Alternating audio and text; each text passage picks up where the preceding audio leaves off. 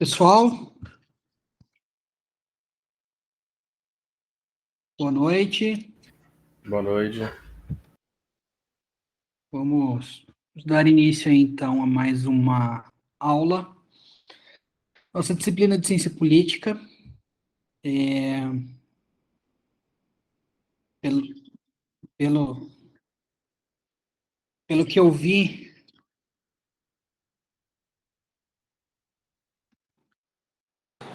Boa noite, professor. Boa noite.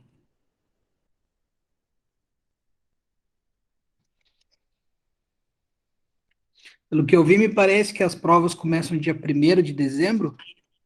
Então, nós temos aí a aula de hoje, mais 3, 4 aulas aí para a gente finalizar esse bimestre. Lembrando aí o pessoal, né? Fazer as atividades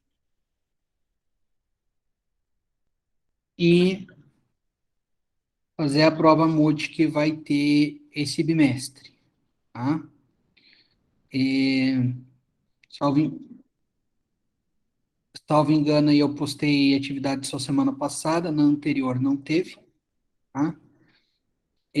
Na aula passada, então, nós falamos aí sobre democracia. Então, nós falamos sobre democracia direta, indireta e semidireta. Direta é aquela que a população votava diretamente nos assuntos, como era na Grécia Antiga. A representativa,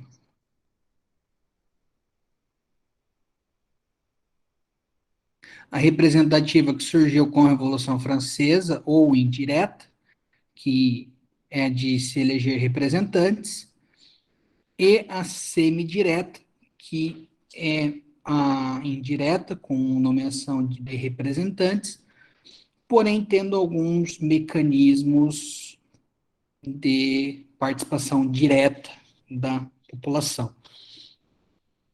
Nós vimos lá também a questão das democracias liberal, socialista e elitista, né, a diferença entre cada uma, é que na liberal era o máximo de liberdade possível, né, podendo inclusive ter a liberdade de votar ou não.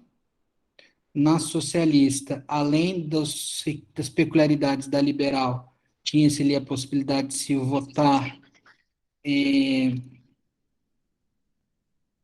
para diretoria aí de empresas grandes, né? Porque aí com a teoria social, socialista, o poder econômico seria superior ao poder político. E na elitista, nós teríamos aí um grupo de elite ou grupos de elite que tomariam controle do poder, né? E como o professor deu como exemplo na aula passada, aí a hegemonia que nós tínhamos entre candidatos, né, do PT e do PSDB, desde ali 1994 até a última eleição de 2017, que acabou tendo a quebra dessa hegemonia. Que, inclusive, né, a princípio, se desenhando para a eleição do ano que vem, a mesma hegemonia, né, Bolsonaro e alguém do PT. A mesma hegemonia que eu falo da última eleição, 2017. E nós vimos também lá as características necessárias para que se tenha uma democracia.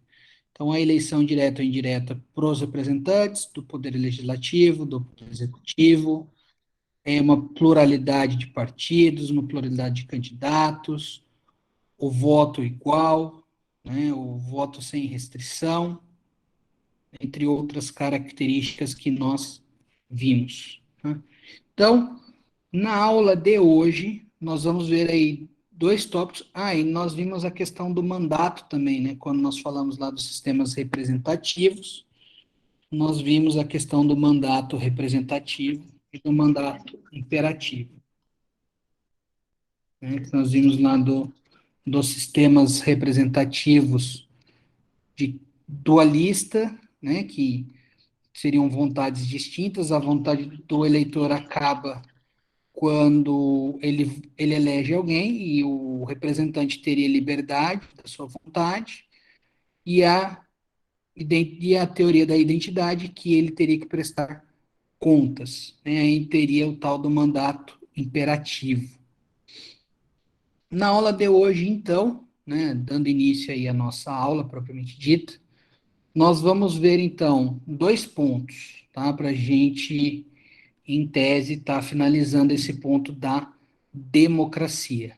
O sufrágio, que nada mais é do que o voto, e os institutos da democracia semidireta, tá?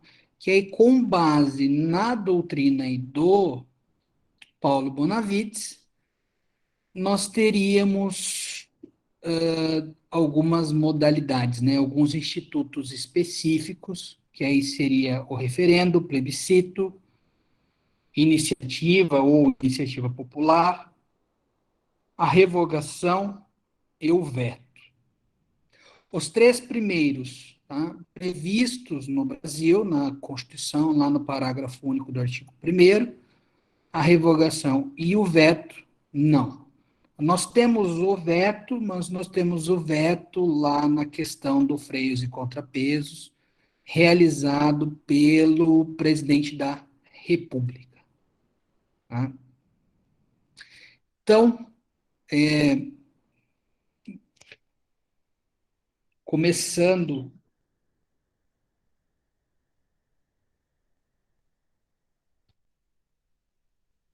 Pois não, Antônio.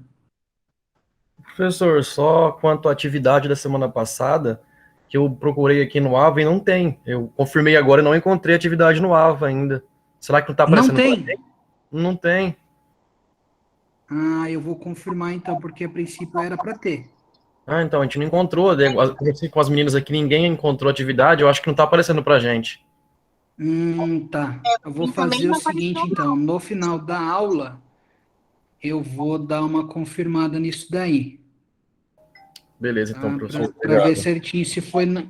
Acho que não foi na aula anterior. Eu vou dar uma confirmada, eu vou dar uma verificada certinho. Não sei se foi da aula anterior ou da outra mesmo, que eu acabei postando uma atividade. Eu vou verificar certinho. Aí eu entro em contato com alguém aí para dizer certinho, ou, né, para ver, e de repente eu acabei não, na hora que eu postei a atividade lá, eu acabei não liberando para vocês, né? De repente pode ter acontecido esse probleminha aí. De vez em quando eu esqueço lá do que ele aparece lá oculto e tem que desocultar. Mas se não tiver certinho lá, até a semana que vem vai estar, tá? Aí, quanto à questão da data para estar postando a atividade, aí a gente considera lá até o último dia das provas, que pelo que eu vi do calendário, eu acho que é dia 5, 6 ou 5, 6 não, 7, 6 ou 7 de dezembro. Tranquilo, professor. Obrigado.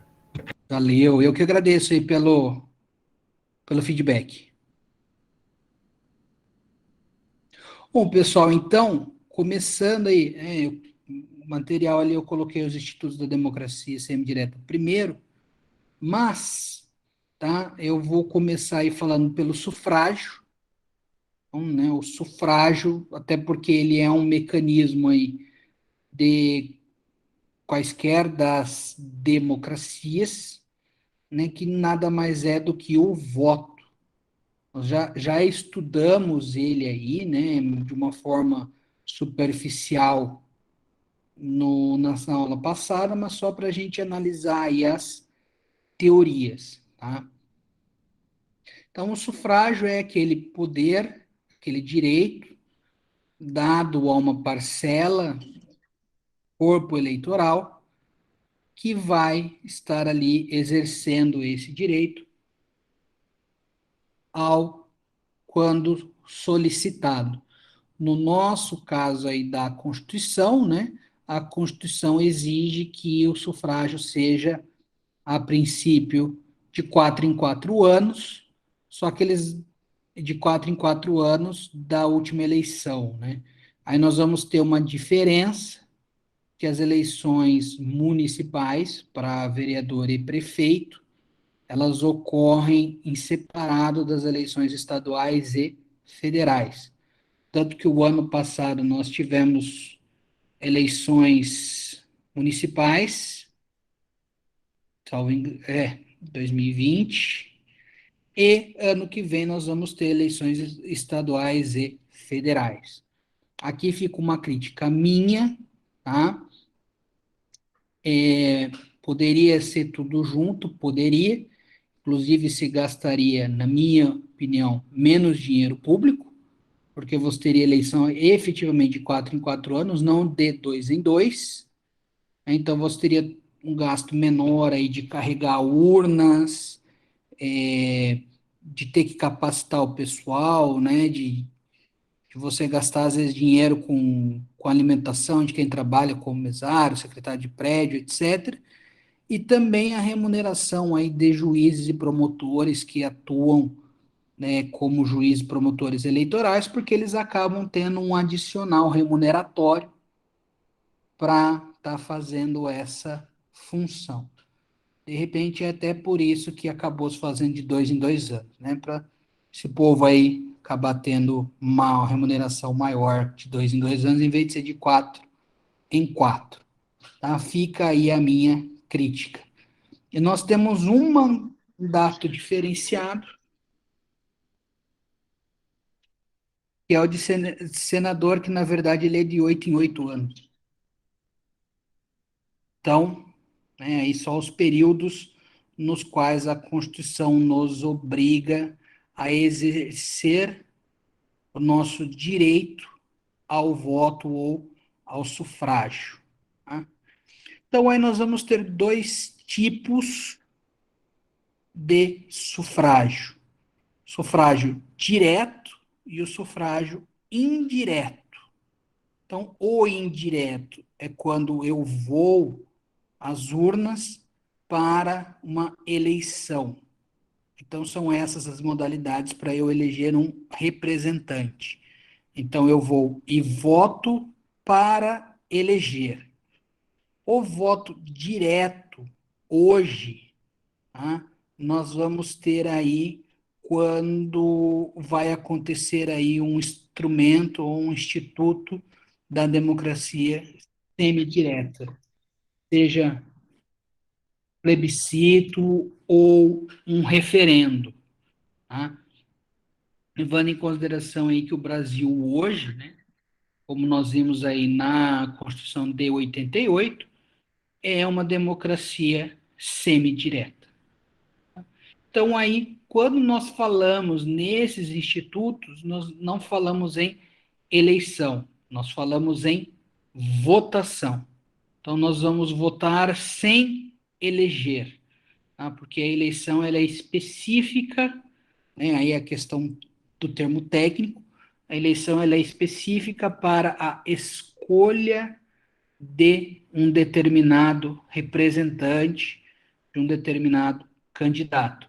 E a votação daí, né, nós vamos ver mais aprofundado os institutos, mas aí é quando nós vamos lá votar num plebiscito, em um referendo.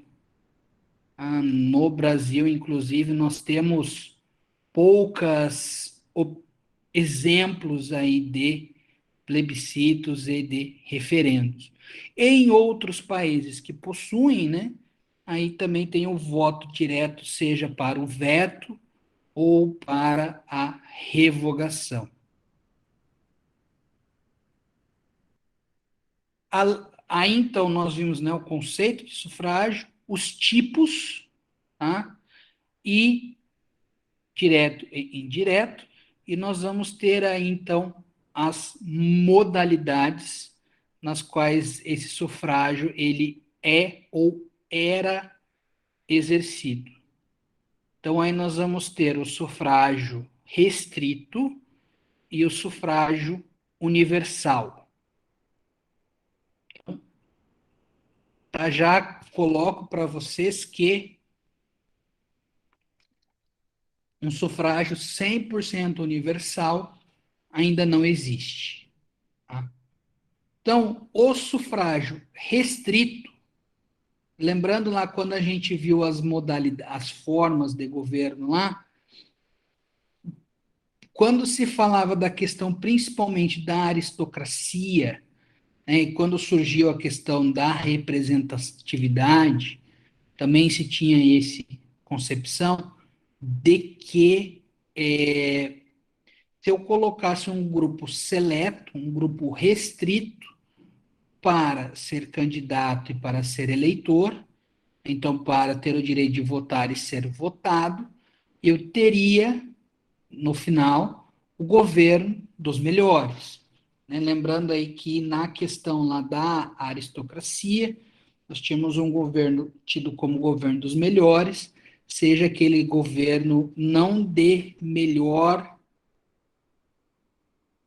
fisicamente ou mais forte fisicamente, mas sim o mais capacitado. Então aí nós iríamos ter o voto restrito, tá? Pela riqueza, pela instrução ou de repente aí por uma classe social ou por uma raça. Então, né, quando se fala da riqueza, então quem poderia votar mediante voto restrito por riqueza seria ou a pessoa que paga um determinado tributo ou que tenha uma determinada renda X ou que tenha uma determinada propriedade. Vamos colocar aí talvez um latifúndio, né? Sejam pessoas que efetivamente tenham aí um exercício de poder econômico, tá? Então, aí entraria o voto, tá? Por riqueza. Seria um voto restrito. Voto restrito por instrução, né? Seria então aquelas pessoas que teriam uma determinada instrução. Lembrando aí, né, que no período da Idade Média nós tínhamos uma quantidade muito grande de pessoas que não tinham instrução, uma quantidade bem menor de pessoas que tinham. Mas se você for pegar no Brasil hoje, nós temos mais ou menos a mesma situação, né? De nível superior ou até mesmo aí de pós-graduação, mestrado, né? Você vai ter uma parcela bem pequena da população. E também, né, se você for falar da questão da riqueza, se você for colocar aí por propriedade, por renda, né, você também, dependendo do parâmetro que você colocar, no Brasil também você vai ter uma parcela bem pequena da população. Né? Vamos pegar aí um exemplo, né?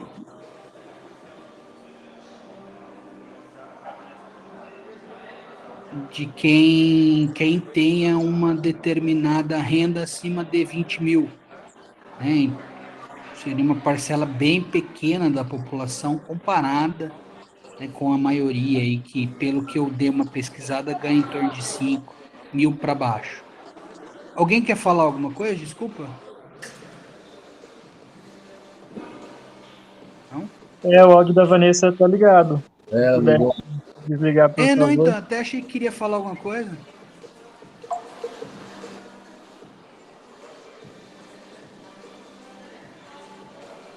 Bom, e aí o terceiro, né?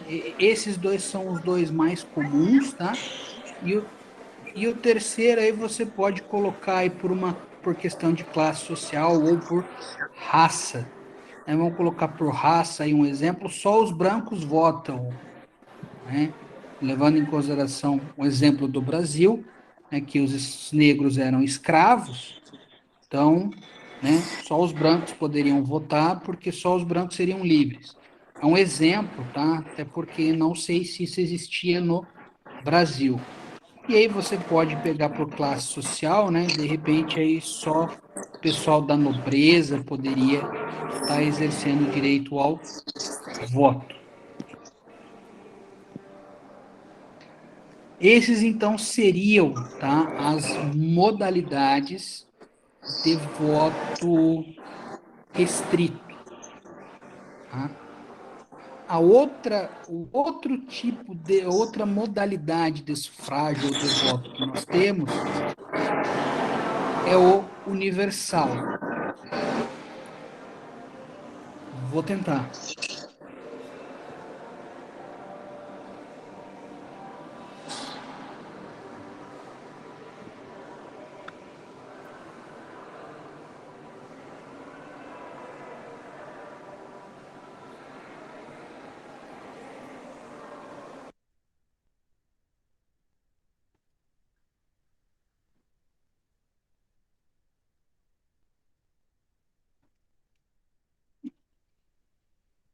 Eu só consigo desativando o áudio de todo mundo.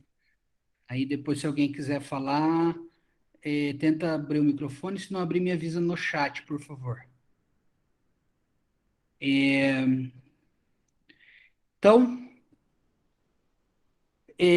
como eu falei para vocês, não existe um sufrágio 100% universal, apesar de no Brasil aí a gente falar, né, que nós temos um sufrágio universal, que o Brasil é um exemplo de quem adota, acho que hoje a maioria das democracias adotam, tá, o sufrágio universal. Nós não vamos ter essas modalidades de voto restrito, tá? Então, nós não vamos ter aí pessoas que não possam votar porque não tem renda, não tem uma instrução, ou não tem uma determinada classe ou uma determinada raça. Então, aí nós vamos ter, né, a questão, né, que nós tivemos aí a luta pelo sufrágio, que até então era o sufrágio masculino, né? Hoje nós temos, pelo menos que no Ocidente, né, no Brasil, Estados Unidos, Europa, até onde eu sei, o sufrágio das mulheres, né, o sufrágio feminino. Nós temos aí o sufrágio dos negros, né? Nós temos aí a questão, salvo engano, que a Constituição nos coloca lá, que é facultado, né? Não é obrigatório a participar das eleições para o menor de 18 e maior de 16, para o maior de 70, para o analfabeto. Então, veja aí que a nossa Constituição, ela busca, né, permitir o máximo possível de eleitores, de sufragistas. Porém, nós vamos ter aí, então, o quê? Os menores de 16 que não podem votar, nós vamos ter aqueles outros incapazes de forma absoluta, né? Por exemplo, aí talvez de uma deficiência intelectual, que não possam, né, exprimir a sua vontade, então não poderiam estar votando. Nós temos aí a questão de pessoas que acabam tendo seus direitos políticos suspensos, né, seja por não participar da eleição, não justificar, ou porventura estar preso, né, o fato da pessoa ser recolhida à prisão pela Constituição suspende o exercício dos direitos políticos, né? Nós temos aí também lá a questão da chamada lei da ficha limpa, né, que coloca lá outras hipóteses nas quais há vedação do exercício dos direitos políticos, de votar, de ser candidato e até mesmo de poder votar. Aí eu coloco para vocês, né? Eu falo que o sufrágio é um direito, né, ao mesmo tempo eu falo aí que nós temos uma obrigação de ir votar. Então, nós temos aí, né, algumas concepções, algumas ideias de que o voto, o sufrágio, ele seria um direito se ele fosse facultativo, ou, quando ele é obrigatório, ele seria uma função, né?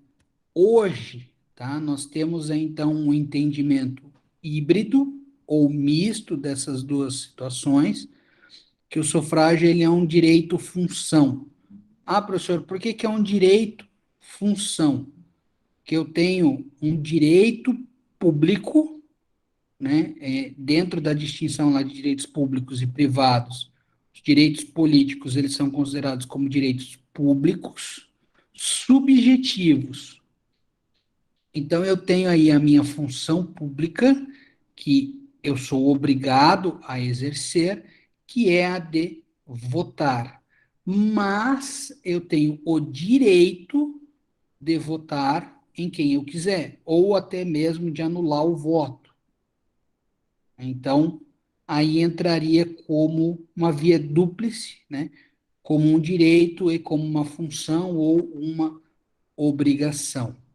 A nossa Constituição coloca lá que o sufrágio é um direito, é uma obrigação, e ele tem que ser secreto, tá? Seja hoje, né, feito pela urna eletrônica, anteriormente feito por cédulas, né, nós temos a maioria dos países aí que ainda fazem por cédula, mas nós temos aí a questão dele ser secreto. Ah, professor, mas por que que ele é secreto? Bom, imaginem vocês que eu trabalho na administração pública, eu sou um servidor do município de Maringá, e o meu voto sendo secreto e sigiloso, eu não sou obrigado a revelar em quem eu votei. Imaginem vocês se o meu voto fosse público e eu tivesse votado em um candidato que não foi eleito, que provavelmente iria acontecer, ou eu seria mandado embora, ou pelo fato de eu ter uma estabilidade, provavelmente eu seria perseguido. Então, é por isso, tá, que se entende hoje que a melhor forma de se garantir o exercício do direito ao sufrágio, ao voto, é pelo meio secreto.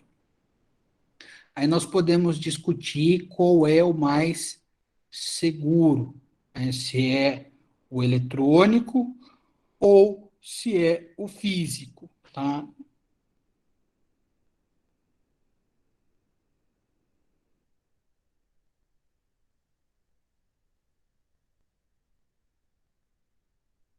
Aí nós, aí nós teríamos alguma discussão interessante, porque o pessoal fala que a nossa urna eletrônica aí, ela não, ela não pode sofrer fraudes, etc., né? E ela é bem ágil, porque a gente acaba tendo o resultado da eleição praticamente no mesmo dia, né? Se você for observar países que utilizam do papel como os Estados Unidos, eles demoram ali semanas para fazer a apuração dos votos.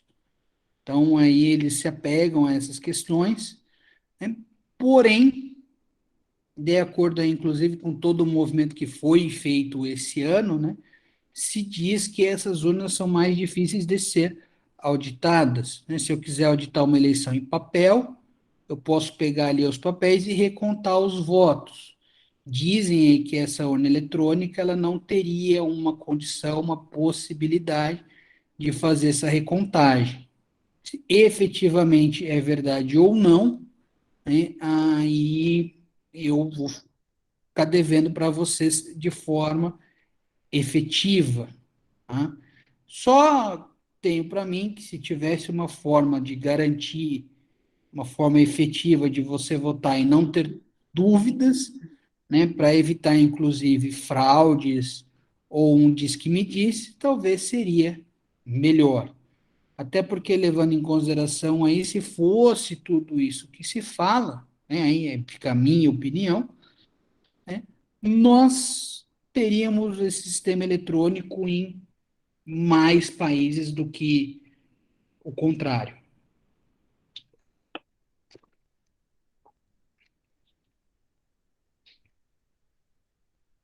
Bom, aí então a gente termina a parte do sufrágio, do voto, tá?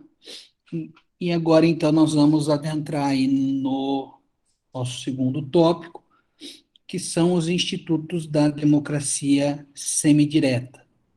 Nessa questão aí do voto, pessoal, do sufrágio, alguém tem alguma dúvida? Alguém tem algum questionamento, algum comentário?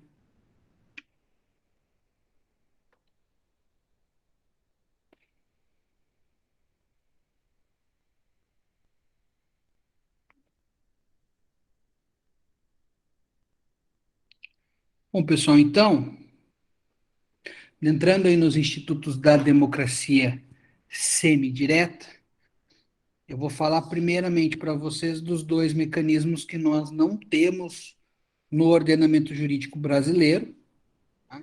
Que é o veto e a revogação. Inclusive, talvez, tá? Esse instituto da revogação seria um instituto interessante para se analisar se ele poderia ou não ser implantado no Brasil. Tá? O mecanismo aí do veto, tá? Na democracia semidireta, ele funciona da mesma forma do veto do presidente. Só que ao invés de ser o presidente que realiza o veto, esse veto vai ser realizado pelo povo. Então, aí, pegar um exemplo, nós temos uma lei, ela foi debatida nas duas casas, foi eleita nas duas casas legislativas, Câmara e Senado, foi aprovada e ela precisa ser promulgada. Então, vai para sanção ou veto. Como funciona no sistema hoje brasileiro? Então, vai para o presidente tem o prazo de 15 dias para vetar ou sancionar. Não vetando e não sancionando, vai acontecer o que é chamado de sanção tácita. Tá? Então, aí, nesse Instituto da Democracia Semidireta, você passa essa prerrogativa para a população. Então, aí teria que se promover, dentro de um determinado prazo, uma consulta junto à população, que aí se coloca que essa consulta ela é facultativa. Alguns teóricos aí, tá, como o professor Paulo Bonavides traz na obra dele, diz que é facultativo, né? Então, muitas das vezes o povo teria que fazer esse manifesto também para dizer que ele quer ser ouvido para ter o veto. Tá? Então, é mais ou menos da mesma forma. Eu fiz uma pesquisa, tá, pessoal? Esse procedimento do veto, eu não encontrei país que o utilize. Posso não ter pesquisado direito, ou talvez da forma ou onde eu pesquisei eu não encontrei. Aqui normalmente o veto aí ele é utilizado ou ele é feito pelo chefe do Poder Executivo, pelo presidente, né? Onde nós temos o presidencialismo, ou aí pelo chefe do parlamento, né? Pelo primeiro-ministro, lá pelo chefe de governo, quando no parlamentarismo. E o procedimento da revogação é um procedimento quando uma determinada quantidade do corpo eleitoral manifesta indignação para com um político determinado. Então, o que acontece aí na revogação? Tá? Que ela tem duas modalidades, né? O recall e o outro termo aí, vocês vão me desculpar, mas eu tentei aprender para pronunciar, mas eu não consegui. Tá? Até porque esse outro aí só existe na Suíça, tá? E o recall ele existe nos Estados Unidos e na Suíça, até onde eu consegui achar. Tá? O, a, então, como é que funciona essa revogação? Eu tenho um determinado cidadão, tá? Ele pode ser aí em âmbito estadual, municipal ou federal. Até onde eu pesquisei, me parece que só o presidente da República, o chefe de governo, ele não poderia sofrer essa revogação, que na minha opinião poderia se atingir também. Tá? O que a gente pode discutir se seria possível ou não ter no Brasil, porém, apesar de entender que talvez seja temerário. Então, nós teríamos ali o procedimento da revogação, como o próprio nome diz, eu vou revogar o mandato concedido a alguém. Tá? Então, junta-se uma determinada quantidade de pessoas, vamos colocar aí talvez 1/10 da população, e esse 1/10 da população vai colocar em xeque aquela pessoa, aquele indivíduo, e aí ele vai ter o prazo para se demitir ou para perder o mandato e vai ser provocada novas eleições. Então aí é uma forma de acabar com o mandato antes dele acabar e de uma forma mais rápida, menos burocrática do que o processo ou de impedimento ou de impeachment. Você vai ter um problema aí talvez no Brasil, talvez aí fazendo uma discussão aí, talvez entre aspas, uma viagem, a teoria, de que 10% da população talvez seja fácil de você conseguir manipular, controlar, para atacar um determinado cidadão A, B ou C. Tem evidências ainda nos Estados Unidos, tá, desse recall poder ser feito de membros do Poder Judiciário. Lá, né, juízes, promotores, também, salvo engano, são eleitos. Tá? Aí vocês vão me dizer, professor, mas aí fica complicado porque o juiz ele vai entrar em questões políticas, né? Se a população não gostar da decisão.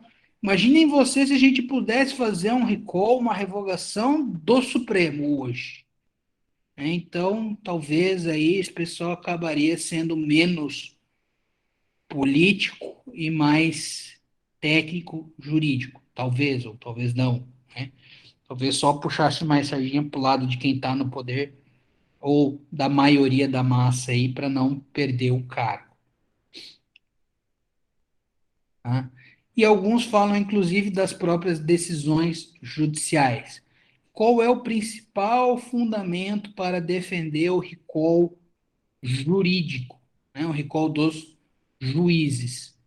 É que se eu posso fazer um recall aí de alguém que faz a lei, então a pessoa vai fazer a lei para atender o anseio da maioria da população e o Poder Judiciário pode não aplicar essa determinada lei, né, deixando de aplicar aí, inclusive, como uma inconstitucionalidade, e acabaria sendo frustrado o anseio da sociedade.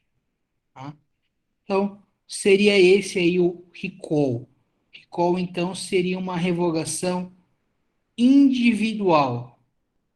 Já o outro mecanismo ali, que mais uma vez eu peço desculpas para vocês, porque eu não vou conseguir pronunciar, ele é uma revogação coletiva.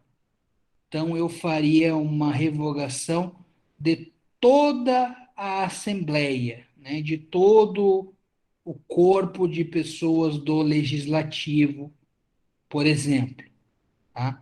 De toda a Câmara ou de todo o Senado. Fica novamente aí a questão, né? Às vezes seria interessante ter isso no Brasil, mas da mesma forma poderia ser uma situação um tanto quanto temerária.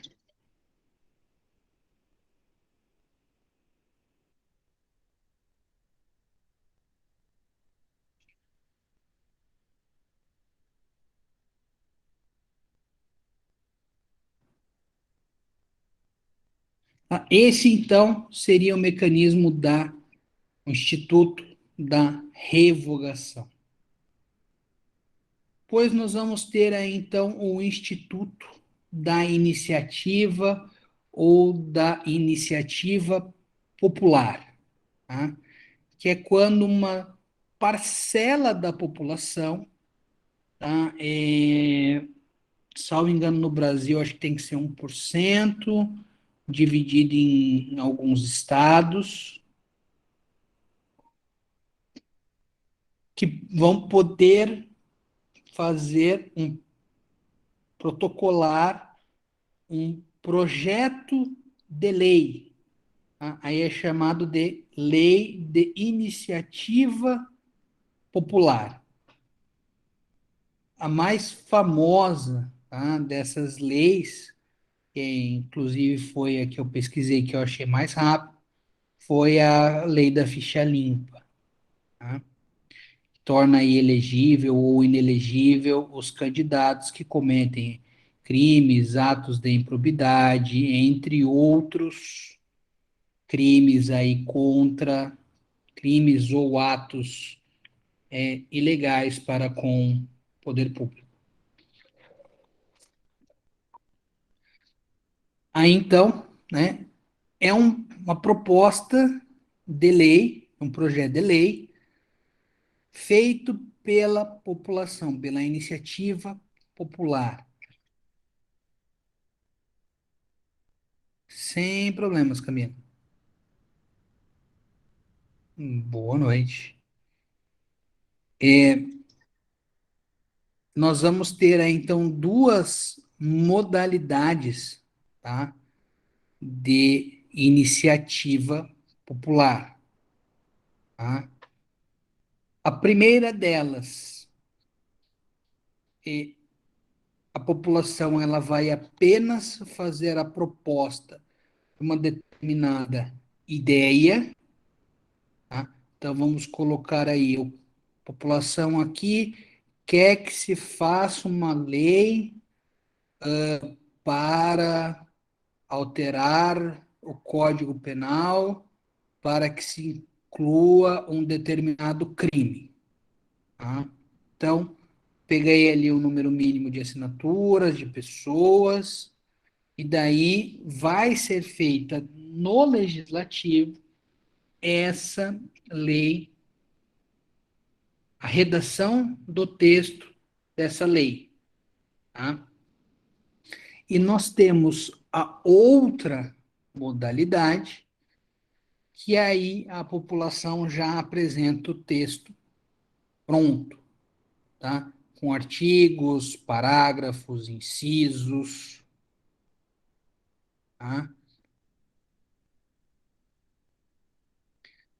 E, obviamente, que as duas, né, elas vão para o Poder Legislativo, as duas modalidades vão para o Poder Legislativo, o Poder Legislativo vai poder fazer alterações, né, no primeira modalidade, inclusive, vai ter que criar o texto, então eles vão ali poder fazer alterações, tá? E, inclusive, eles vão votar para ver se aquela lei, aquele projeto vai virar uma lei, ou se esse projeto ele vai ser arquivado. Então, nós temos aí essa situação da iniciativa popular ou lei de iniciativa popular. Tá? Alguns teóricos, tá, dizem que essa iniciativa, eu dei um exemplo para vocês de propositura de projeto de lei, tá? Mas alguns teóricos colocam aí também a possibilidade de uma proposta de emenda constitucional. Então, nós poderíamos ter uma alteração da Constituição proposta pela população, né, pela comunidade eleitoral. Tá? Então, seria possível também essa questão.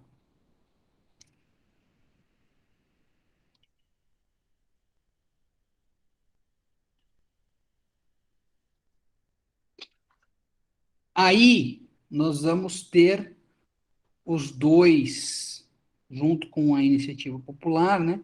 Nós vamos ter os outros dois mecanismos, tá? Que eles são mais conhecidos aí, que eles existem na nossa Constituição, que é o plebiscito e o referendo, ou o referêndum, tá? Então, nós tivemos, tá, até onde eu pesquisei, um exemplo de cada no Brasil. Vou colocar o exemplo para vocês, depois nós vamos verificar a diferença dos dois. Tá? Até porque existem teóricos da doutrina política que utilizam de forma indistinta um e o outro. Tá? Inclusive, alguns eles falam de referendo plebiscitário. O exemplo, tá, que nós temos de plebiscito no Brasil foi o de alteração ou não da forma de governo. Então, quando a Constituição ela entrou em vigor, após 5 anos dela entrar em vigor, de 88 a 93, a população ela iria se manifestar se ela tinha o interesse de manter a forma de governo república ou mudar para monarquia e ou de mudar a forma de governo ou regime de governo ou sistema de governo presidencialista para parlamentarista. Tá? É como nós vimos, né, se mudasse para monarquia, teria que ser uma monarquia parlamentar, porém, nós poderíamos ter uma república presidencialista ou uma república parlamentar. Tá? Foi feito e a maioria decidiu que era para continuar uma república presidencialista. E, tá, o exemplo de referendo foi feito, salvo engano, pelo que eu vi aqui, 10 anos depois, em 2003, se a população era contra ou a favor do desarmamento. Então, ali foi quando foi feito o intitulado Estatuto do Desarmamento. Então, nós podemos ver aí o quê? Que o referendo e o plebiscito são duas modalidades, dois instrumentos no qual a população ela vai votar, ela vai de uma forma direta dizer o que ela prefere, tá? A primeira delas, que foi o plebiscito, que é o plebiscito no nosso caso do Brasil, foi por uma questão constitucional e foi aí por uma questão de ordem política e de forma de governo, poderia falar também de forma de Estado, tá? E o referendo já foi por um ato infralegal, né, por uma lei, se aceitava ou não aquela lei, se validava ou não uma lei. tá? Se essa lei poderia ou não ser realizada. Tá? Então, nós temos essa principal diferença entre o plebiscito e o referendo na teoria constitucional brasileira, que ele coloca aí que o plebiscito, ele é uma manifestação de vontade mais específica e ela tem que ser cumprida. O referendo, ele pode ou não ser cumprido, porque é uma coleta de informações. Tá? O referendo também, tá? Ele pode ser, em alguns locais, tá? Por isso que eu coloquei que às vezes é confundindo um pelo outro, porque o referendo ele pode ser em alguns países também de forma constitucional, como é o plebiscito para nós, tá? Ele pode ser anterior ou posterior à lei, então eu faço uma consulta, referendo, se a população quer que tenha o Estatuto do Desarmamento, aí eu faço o Estatuto do Desarmamento, ou eu posso fazer um referendo do Estatuto pronto, ver se a população aceitaria ou não aquela lei. Nós vamos ter aí esse referendo, né, como obrigatório ou como facultativo, de ele ser realizado ou não, tá?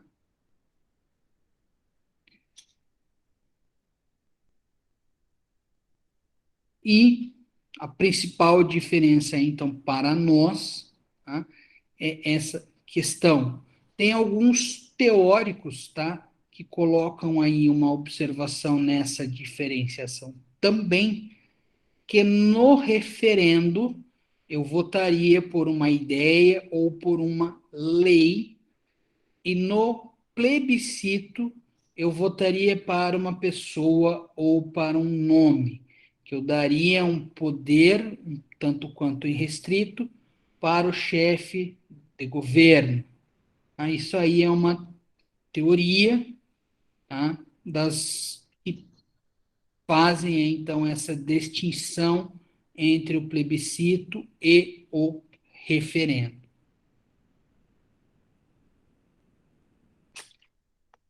Esses, então, pessoal, são os institutos da democracia semidireta.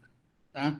Aí, como eu falei para o Antônio no começo da aula, eu vou verificar a atividade da semana passada, tá? E também já vou colocar a atividade dessa semana, colocar prazos diferentes ali, lembrando, né, como o professor já falou, que o professor aceita até o último dia da semana de provas.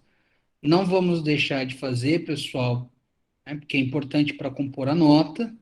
E também aí vocês vão ter, acredito, salvo engano meu aí, a prova multidisciplinar. Não, salvo engano também vocês vão ter a questão de avaliação aí do curso, das disciplinas. Não deixem de fazer também, que é interessante para que a instituição como um todo tenha um feedback de vocês. Tá? E aí, então, a nossa aula de hoje era isso. Tá?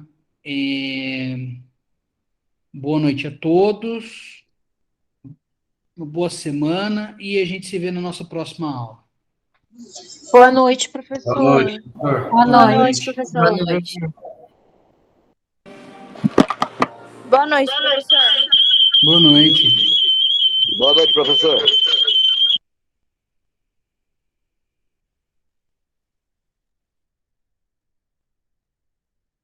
Boa noite, professor. Boa noite.